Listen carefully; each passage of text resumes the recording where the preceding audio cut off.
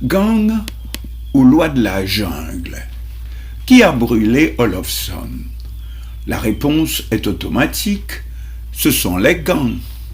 Mais pourquoi seulement aujourd'hui peut-on se demander quand les gangs occupent ce quartier de la capitale, Carrefour-Feuille et toute la zone environnante, depuis déjà de très nombreux mois? Et c'est là que devrait intervenir un autre aspect de la lutte contre l'insécurité, l'information.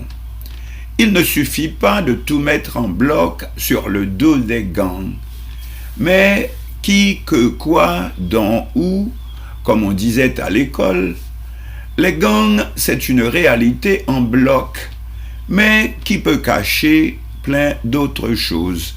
Par exemple, des règlements de compte personnels. Pourquoi? Réponse: cette crise dure depuis déjà bien trop longtemps, pas moins de 3 années depuis qu'une capitale de plus de 3 millions d'âmes n'est régie par aucune autorité, aucun ordre public et livrée à des bandes armées sans foi ni loi, régnant en maître totalement. Conclusion: au fur et à mesure, une nouvelle réalité s'impose. Ce n'est pas un pays, c'est une jungle. Conclusion: aujourd'hui, c'est la loi de la jungle, avec toutes les conséquences qui en découlent.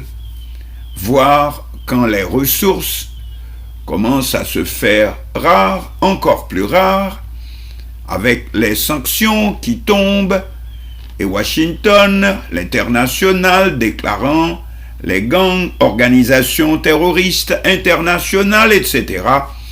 Ce n'est pas sans conséquence.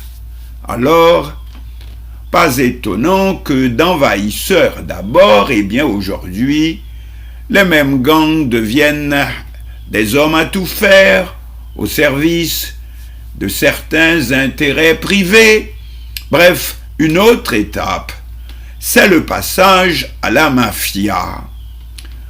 Or, c'est tout cela que de vrais responsables de l'ordre public, comme on dit de la loi et l'ordre, devraient être en mesure de suivre et de rapporter sur un plan précis et quotidien, et ne pas tout rejeter pêle-mêle sur le dos des gangs.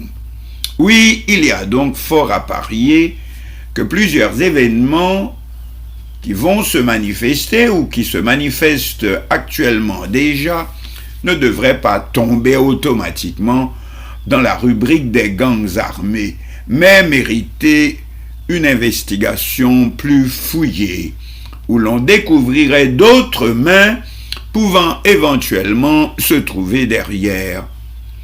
On ne laisse pas plus de 3 millions d'individus enfermés dans un piège sans porte de sortie, no way out, sans qu'il n'y ait des conséquences inattendues.